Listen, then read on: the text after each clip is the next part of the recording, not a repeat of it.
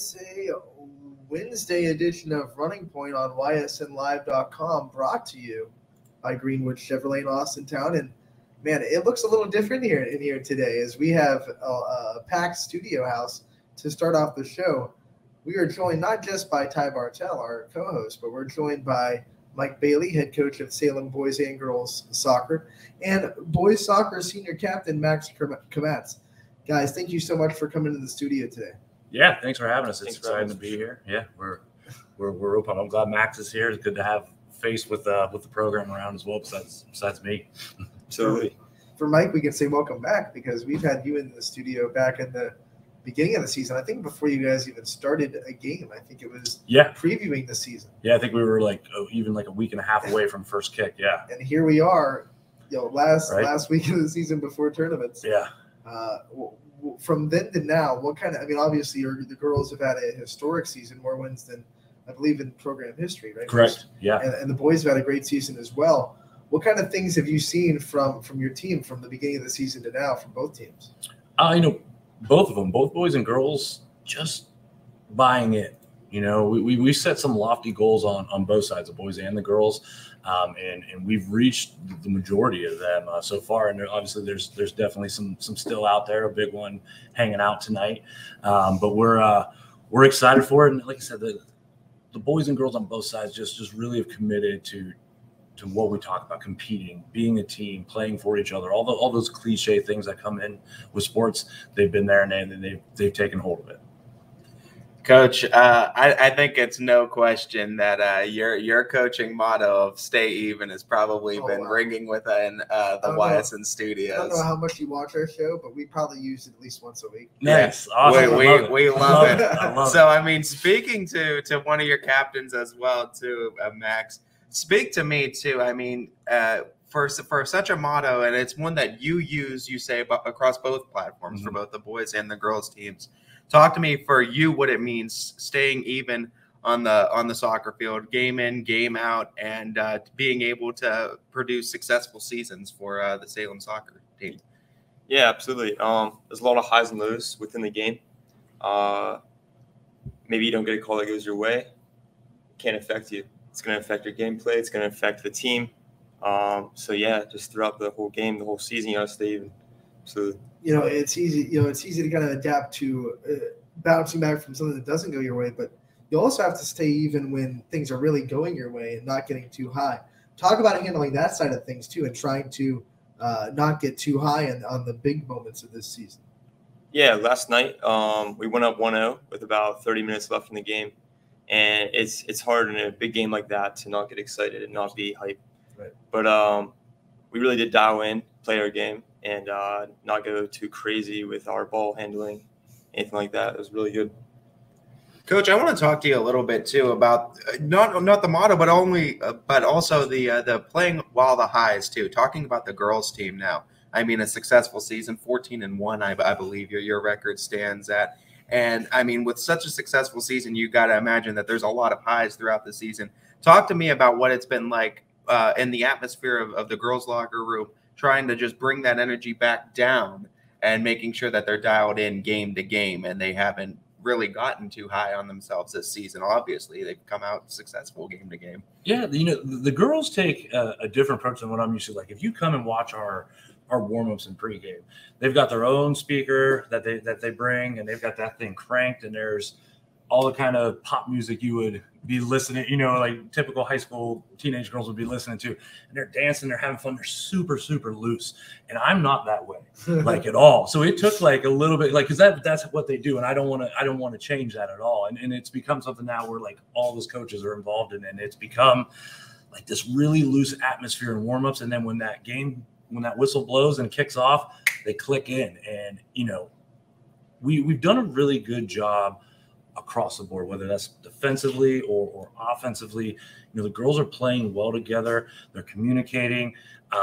We score a lot of goals, and sometimes, it is easy to when the highs get up there to stay up there and not drop back down. But they do a great job of taking instruction and realizing what's in front of them and what's at stake. They just do a really nice job on game day. And obviously, as we talked about when we had you on for the preview, you and your staff are in charge of both the girls and the boys program. And you kind of laid out your game plan for that. It was a week and a half before the season, but I asked you this off the air. I'm going to ask you it on the air. Did things go like exactly as you kind of game planned them to go? Have there been a couple of navigational things that you've had to kind of navigate through doing this? I mean, it's kind of an experiment a little bit. Sure, absolutely. With the three head coaches that we got with Ken Paulini and Travis Ziegler and myself, I'd love to say that it was totally smooth because that would be fun, but it wasn't. But it wasn't for the most part. It went to plan. As far as the goals that we've set, the things we wanted to reach. The way we wanted to teach the game to our players, the way we wanted to hold everybody to the same standard, things have gone really, really well. And, that's a huge credit to our kids on both the boys and girls side. It's one that we could sit up there and say things till we're blue in the face. But if those kids don't buy in and follow through, then it's all for nothing. And a lot of credit to the kids. Max, from a player's perspective, what's it like having the coaching staff that is in charge of both programs? And you don't have to even guess whether or not they're putting the time in for you guys in the program. What's that kind of like for you guys? It's really relaxing, honestly, because you have three coaches who bring three different things. Every day we go into training and it can be something new, so nothing ever gets too stale. Keeps us on our toes too, which is good. This is a question that I could extend to both of you, and I want to hear it from both a player's perspective and a coach's perspective. Going into playoffs now, and playoffs just being around the corner now, what is it that you want to, as a coach, you want to see improvements on for both the boys and the girls team going into this playoffs, or what you think you can improve on, and what you've already obviously what you've liked in the season from both of them, and then from a player's perspective, what you think you can improve on your game and what the team can improve on, whether that be on the field, off of the field, whatever, before you go into these playoffs. You want me to go first? Okay. All right. As far as improvement, I'm the type of coach, and he'll second that. Like, I'm constantly on them. We need to be better. We need to do this better.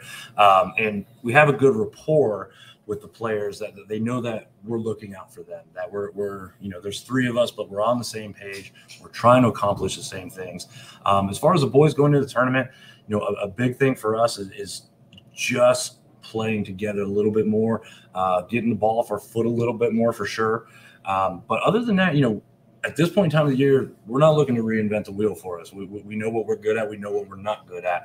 And we're going to play to our strengths. With the girls, we've got a huge one tonight with West Branch for the EBC title, and it's going to be an electric atmosphere there out of West Branch. We're really excited for the game. It's going to be exciting. There's going to be a packed house there.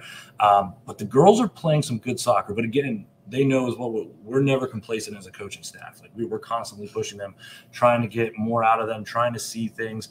I think one of the biggest things that we have as a coaching staff is halftime. Our kids have done a really awesome job at halftime of us breaking things down and presenting a solution to some issues, and them actually taking that and applying it. That was a big part of our game last night with the boys. Max was the rest of the boys.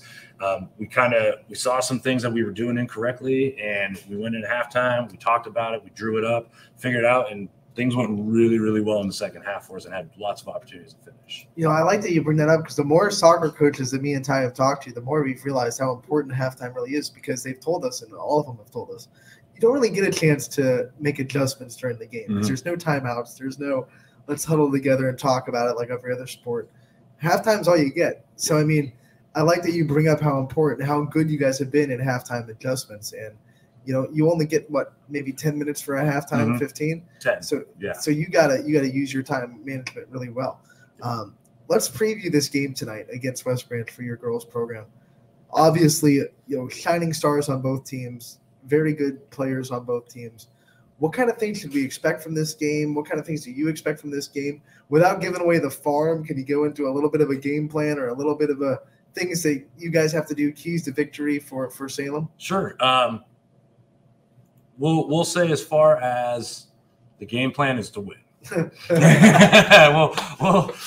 leave it. We'll leave the game plan at that. But it's going to be a battle. These are two really good teams, and the fact that we're neighbors, we're in the same conference, a title's on the line tonight. That place is going to be loud. It's going to be packed. We made a deal with the boys team. You win on Tuesday, we'll give you Wednesday off, but all of you better be at that girls' game. and so they're off today, going to be at the game though. And I'm excited. This is my first dive into the girls' side of this rivalry, and it's really, really exciting. And the reason why I coach obviously is for the kids, number one, but that big game, like I love that. Give me that big game all day. You know what I mean? I'll play a 1-0 game every day of the week, as opposed to some of these 4 or 5-0 wins that you're hopefully on the right end of there. But it's gonna be a really great atmosphere and a really fun game, and I'm excited for it. In this matchup, you and Coach Fico, both just I think one of the more respected coaches in the area. So matches of not just great players, but I think great coaching staffs. It'll be a good chess match between what you guys do, what kind of halftime adjustments you guys make, because I'm sure it'll be close at halftime. Yeah, I mean, we expect a battle all the way through 80 minutes. You know what I mean? This shouldn't be an issue where one team gets up and keeps getting up. And like I've said when I was on previously, lots of respect for Cheryl and the program that she has over there. She's done a tremendous job. And, that's part of the fun, too, as a coach, getting to go against other great coaches and seeing how you match up. And they're doing this, so let's counter here. They're going to counter that way. That's a lot of the fun of coaching, too, for sure. I know coaches don't like to single out one player because there are so many pieces, but we have to talk about Riley Hutton a little bit because she's just put together a monster season. She's on everybody's top 5 players list. Steel Valley Soccer is always talking about her. Mm-hmm. Talk about what kind of things you've seen from her this season and what makes her kind of such a special talent and so successful. Riley is a special talent. No ifs, ands, or buts about it. In my opinion, and obviously there's some bias here, but I also try to look at things from an unbiased scenario. Riley's the best striker in the area. What she brings to the table, I mean, she is incredibly fast. And last year, she was a lot of just north-south, up and down. And this year we challenged her. And I've never had a player come at me to challenge from coaches. That girl is coming back to the ball, moving around. All the things that we need from her to be successful. I mean, if you're able to tune into a game or come to a game and watch Riley work, like your mouth will drop. She's phenomenal. Just her work rate does not stop. And she is one of the best competitors I've ever been around in my life as a coach. Just phenomenal. And the best part is she's only sophomore. Right. Got 2 more years after this one. Yep.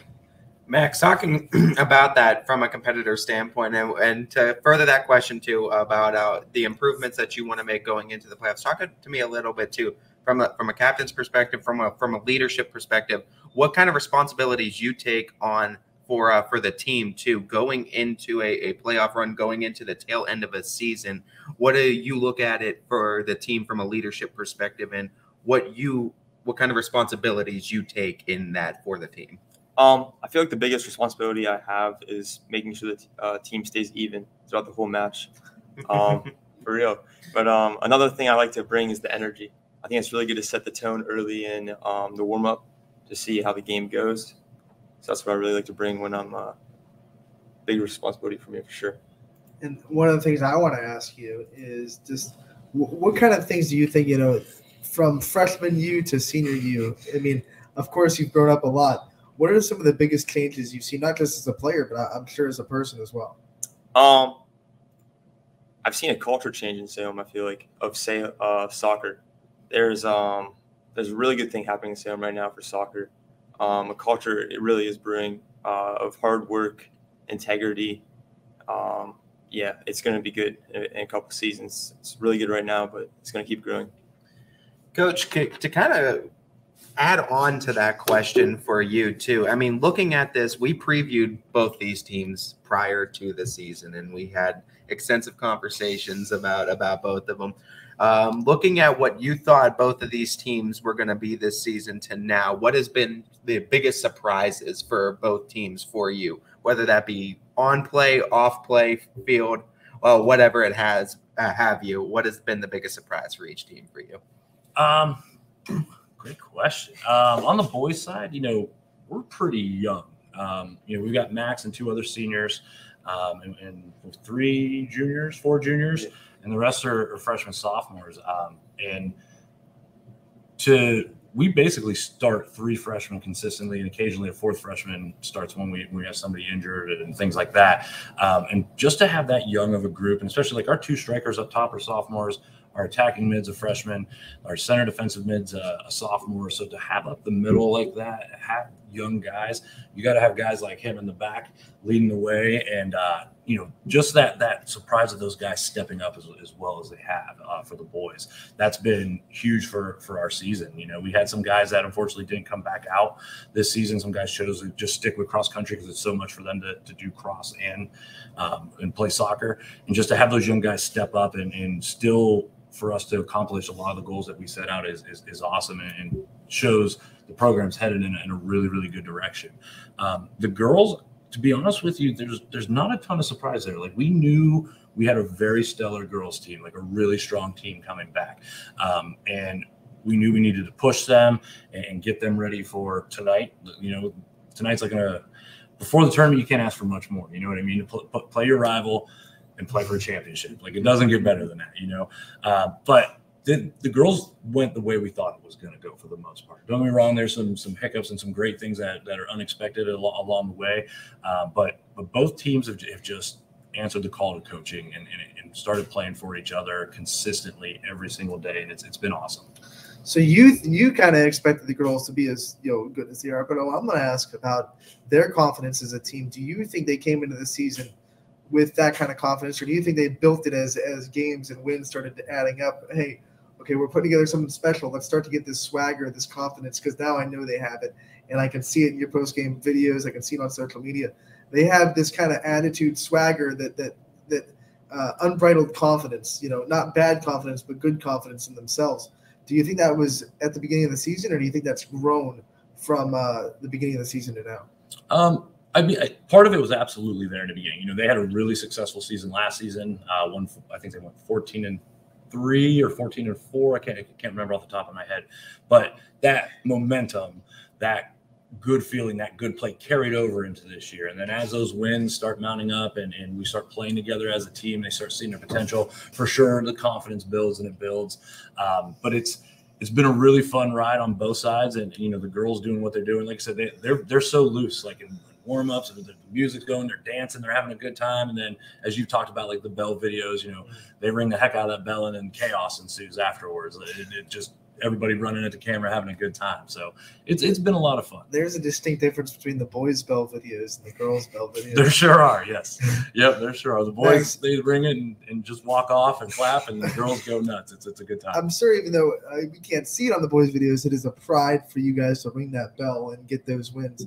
What does that kind of do? I mean, what does that kind of do for your team and the culture to have something to do after the win, to say it's a goal to ring that bell? We've earned that opportunity to go and ring that bell.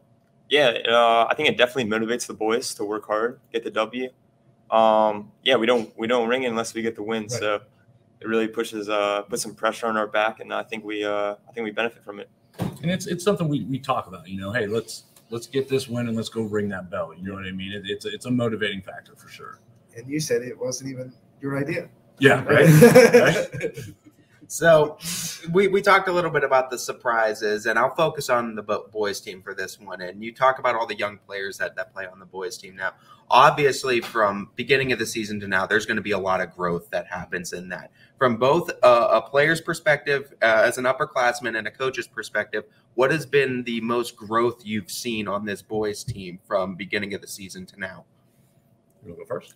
Yeah. Go for it. I think emotionally, just in the game, the beginning of the season, we had a lot of players, when they'd foul, they'd get upset, or if they got fouled, they'd get upset and retaliate. That really has slowed down, and they've matured. So I'm really happy about that. Yeah, and just from a coach's, the growth that we've had on the boys' side is through the roof.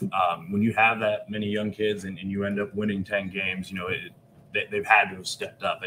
And a couple of them, you feel for them in the beginning of the year because they're out there and they're not quite ready, but they got to get that experience so that way on the back end they are ready, and that tournament run can happen with everybody firing on all cylinders. And just those young kids they've taken a really, really straightforward approach, and just tried to do things the way that they see guys like Max and some of our other leaders doing. It's just nice to have great leaders like Max that can show those guys the way and get them ready to play at a high level. And, just because you're a freshman doesn't mean I'm going to be any different on you as a coach. Like, obviously I understand you don't have the knowledge that he has from playing so much, but we expect you to perform, and we expect you to do things the right way. And the boys have responded well. Max, final question for you as a senior. What are some future goals that you have after graduation? I know you're already taking college classes. What are some things that you want to see come out of your future after you graduate? I'm planning to go to the University of Cincinnati to major in public relations. So I'm looking to get into media, and we'll see what happens, I guess. They're quickly becoming Ohio's football team. Yeah. So, Yeah. Good Go timing. Bearcats. Good timing. Yep. My final question for you too, Max. Reflecting just on your experience, not only with Salem soccer program, but with Salem as a community and your school experience, just do a little bit of reflection for me and talk to me about how much not only the Salem soccer, but also the Salem community has meant to you throughout your high school experience. Yeah, I actually transferred to Salem in my 7th grade year, so it's kind of nerve-wracking, getting into a new school and everything. But they really did welcome me with open arms. Everyone at Salem has really given me the opportunities to grow as a person, as a leader in the community. So I'm really honored and blessed to have that. Coach, final question for you before we let you guys go. Give us a little bit of obviously, if you can't get up for tonight's game, then I don't know what you can't get up for. But for the Salem fans out there that might be on the fence a little bit for coming to tonight's game, give a little promo for why they should actually get on the other side of the fence and get to this game and get to this EBC championship match. I mean, you've got a group of 24 girls who have worked tirelessly to get better, to challenge themselves, to play at a high level. This is a group that loves the game, loves to play for each other, competes at a high level, and wants to compete at a high level. They don't take anything for granted. If you want to see a bunch of girls play the game of soccer the right way, the intelligent way, and play for one another, this is a team you need to come watch.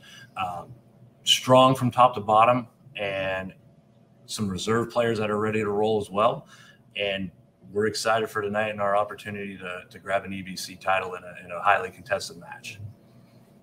Coach, I think I asked you this type of question at the beginning of the season, and I just want to ask you it now from the end of the season from a perspective that may have changed or may not have. But what has been your favorite thing about coaching this dual both boys and girls this year? You could talk about some points from the boys team, from the girls team, but what's been your favorite part about coaching? This year? Honestly, my favorite part about it is that I get to that stadium around 3:15 to get either the boys or the girls rolling for practice. And then we have a high level practice where everybody's running around doing the right things.